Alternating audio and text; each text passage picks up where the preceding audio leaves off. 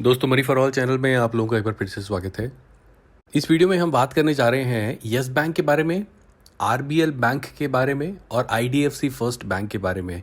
Because ये तीनों ही stock हैं जो अपने प्रीवियस जो लेवल हुआ करते थे उनसे काफ़ी नीचे आ चुके हैं। आईडीएफसी फर्स्ट बैंक 50% नीचे दिखाई दे रहा है, यस बैंक तो 70% तक नीचे दिखाई दे रहा है, आरबीएल बैंक भी हमें अच्छा खासा नीचे दिखाई दे रहा है। इन टर्म्स ऑफ परसेंटेज अगर मैं बताऊं तो आरबीएल बैंक भी अपने जो लास्ट ईयर जून के जो लेवल थे उनसे इस टाइम 81% डाउन दिखाई दे रहा है। तो काफ़ी सारे लोग हैं जो अट्रैक्टेड फील करते हैं इन बैंक्स की तरफ। तो हम डिस्कस करेंगे इस वीडियो में कि क्या इन बैंक्स में इन्वेस्ट करना चाहिए कि नहीं, और अगर करना चाहिए तो किस बैंक में इन्वेस्ट करना चाहिए। और एक कंक्लूजन ये भी निकल के आ सकता है कि इनमें से किसी भी बैंक में इन्वेस्ट नहीं करना चाहिए। तो आइए बात करते हैं कि yes bank, IDFC first bank और आरबीएल बैंक इतना पिटने के बाद इन्वेस्टर को अट्रैक्ट कर रहे हैं, बट इन्वेस्टर किस तरह अपने आप को सेफ गार्ड करें। ऐसी क्या चीज़ उनको पता होनी चाहिए कि अगर कोई उनको आके बोलता भी है कि ख़रीद लो तो उनके पास वो बेसिक इन्फॉर्मेशन होनी चाहिए जिसके थ्रू वो अपनी इन्वेस्टमेंट को सिक्योर कर पाएँ। तो सबसे पहले मैं बात करूँगा यस बैंक के बारे में। देखिए, अपने जो मैक्सिमम लेवल हुआ करते थे अराउंड 400 के आसपास हुआ करते जो लेवल 2018 की बात कर रहा हूँ, और 2019 में लगभग 250 के आसपास लेवल हुआ करते थे। वहाँ से पिटता हुआ अब 28 रुपये के आसपास अवेलेबल है। पिछले 5 साल में तो इसने हमें नेगेटिव 83% तक के रिटर्न्स भी दिखाए हैं। अब काफ़ी सारे लोग हैं जो अट्रैक्टेड फील करते हैं 28 रुपये को लेके। तो मैं आपका ध्यान ले जाना चाहता हूँ यस बैंक में जो इस टाइम जो लास्ट फाइनेंशियल रिजल्ट इसने अनाउंस किया है और आगे का रोड मैप क्या दिखाई दे रहा है। जो लास्ट यस बैंक ने रिजल्ट अनाउंस किया है मार्च में, उसमें प्रॉफिट दिखाया है लगभग 2600 करोड़ के आसपास का, जो पिछले क्वार्टर में 18,000 का नेगेटिव आप बोल सकते हैं रिजल्ट था। जो प्रॉफिट था वो नेगेटिव में था। अब बात ये भी हो रही है कि इस बार इनको जो रिजर्व बैंक है उसकी तरफ से कुछ बॉन्ड्स में रिलैक्सेशन मिली है। मतलब कुछ पेएबल अमाउंट था जो यस बैंक को पे करना था, उसको नलीफाइड कर दिया गया है बाय द हाईएस्ट अथॉरिटीज़। जिस करके, क्योंकि इनको गवर्नमेंट का सपोर्ट है, इस बैंक को दोबारा इनको रिवैम्प करना है, तो जो रिज़ल्ट वैसे नेगेटिव ही होता बट इस टाइम हमें कहीं ना कहीं पॉजिटिव दिखाई दे रहा है।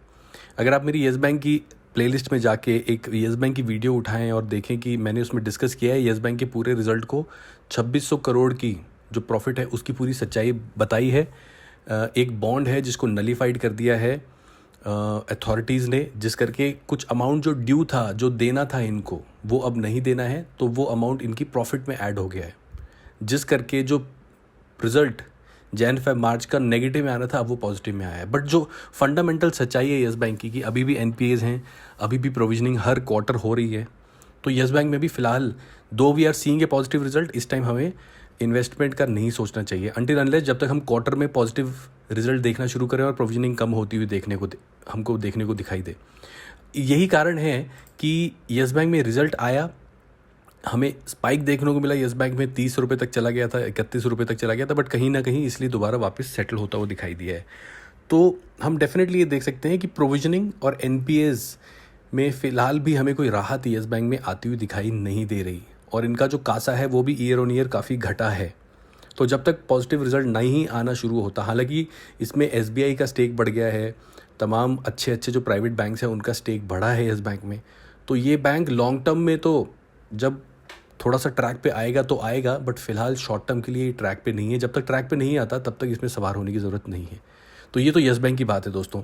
तो ये आपको इन्फॉर्मेशन पता होनी चाहिए कि जो पॉजिटिव रिजल्ट था वो एक्चुअली पॉजिटिव नहीं था।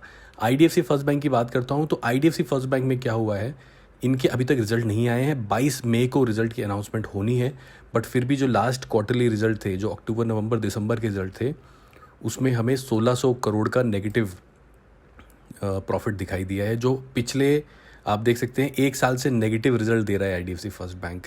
यहाँ पे प्रोविजनिंग हर क्वार्टर देखने को मिलती है, यानी कि अभी तक ये बैंक पॉजिटिव नहीं हुआ है। तो क्या आप एक ऐसे बैंक में इन्वेस्ट करना चाहेंगे जो डेफिनेटली पहले 50 रुपये का हुआ करता था, 40-45 का था, और अभी 20 रुपये का है। और ये कोरोना क्राइसिस के बाद तो सारे बैंक के जो वैल्यूज़ हैं उन पे हिट लगा है, सबकी स्टॉक वैल्यू आधी हुई है। कुछ दिग्गज बैंक हैं जैसे एचडीएफसी, आईसीआईसीआई, एक्सिस, ये थोड़े से फिर भी रिकवर कर गए, बट जो सॉफ्ट बैंक थे, जो नए नए बैंक थे, वो कहीं ना कहीं अभी रिकवर नहीं कर पाए हैं। तो हमें आईडीएफसी फर्स्ट बैंक में भी कुछ भी इनकरेजिंग फिलहाल नहीं दिखाई दे रहा। एक और चीज़ हुई कि इनके एमडी ने अपने कुछ स्टेक्स बेचे कुछ लोन्स की उधारी चुकाने के लिए। हालांकि वो बोल रहे हैं कि मेरी कोई इंटेंशन नहीं थी इनको बेचने की।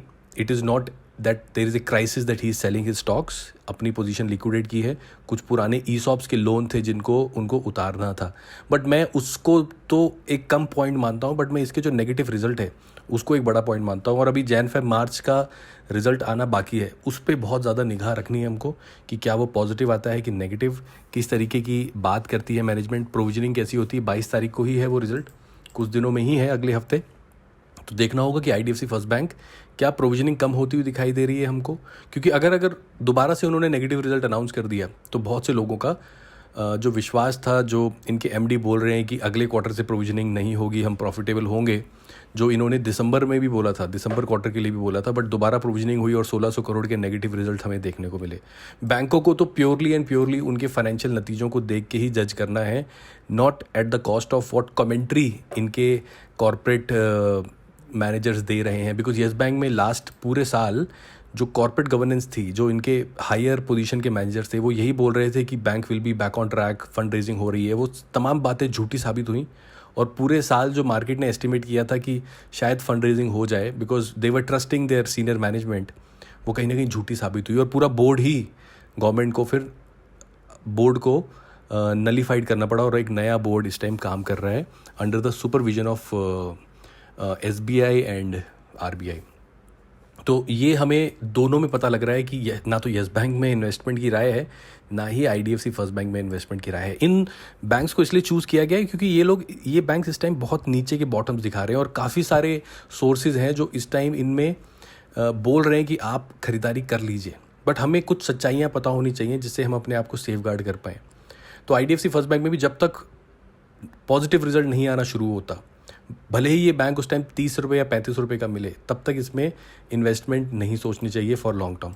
अब मैं आपको आरबीएल बैंक के बारे में बताता हूँ। देखिए, ये स्टॉक भी 2019 में 632 का था, अभी 120 का है। और इसमें भी कुछ जो हेडलाइंस बन रही हैं कि why RBL bank is falling, तो इसमें बात हो रही है कि इनकी जो एसेट क्वालिटी है वो डिटीरियोरेट हो गई है, क्योंकि इनके जो बैड लोन्स हैं, इनके भी एनपीएस के इश्यूज़ हैं जो माउंट कर रहे हैं। अब हर साल, हर क्वार्टर में हमें नेगेटिव रिजल्ट देखने को मिल रहे हैं। और आप देखिए,